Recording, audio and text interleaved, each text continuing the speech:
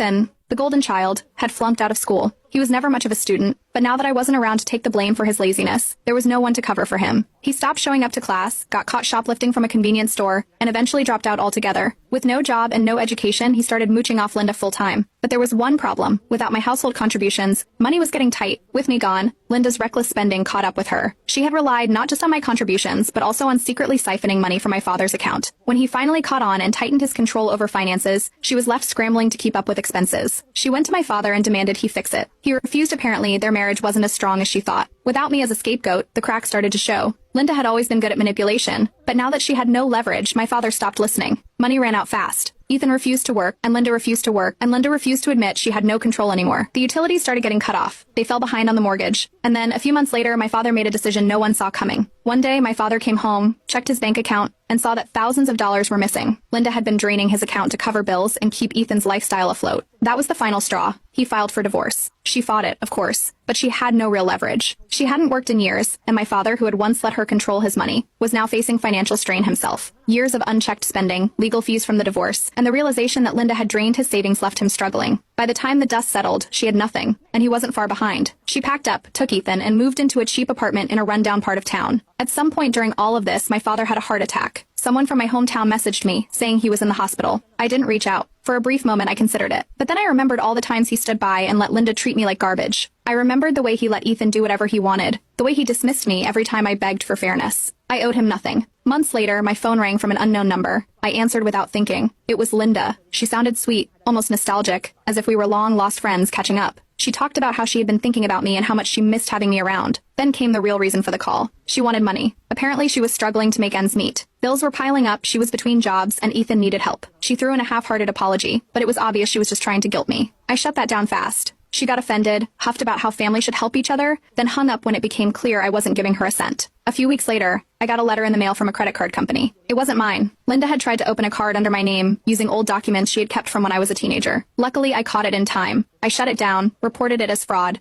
and put a freeze on my credit just in case she tried again. It was pathetic, really. She was so desperate for money that she was willing to commit fraud. Without my father's money, Linda scrambled for a solution. At first, she tried finding another man to latch onto, but years of entitlement had left her with nothing to offer. When her attempts to manipulate old acquaintances failed and no one fell for her sob stories, she was left with no choice. She had to get a job. And not just any job, she ended up as a janitor at a nearby mall. This was the same woman who used to mock me for working at a diner. The same woman who once said, if you don't get your act together, you'll end up scrubbing floors for a living. And now, that was her reality. I could have gone to see her, just to watch her squirm. But honestly, I didn't care enough to make the trip. Ethan never changed. He kept getting into trouble, bouncing between jobs, refusing to take responsibility for anything. Eventually, he got arrested again.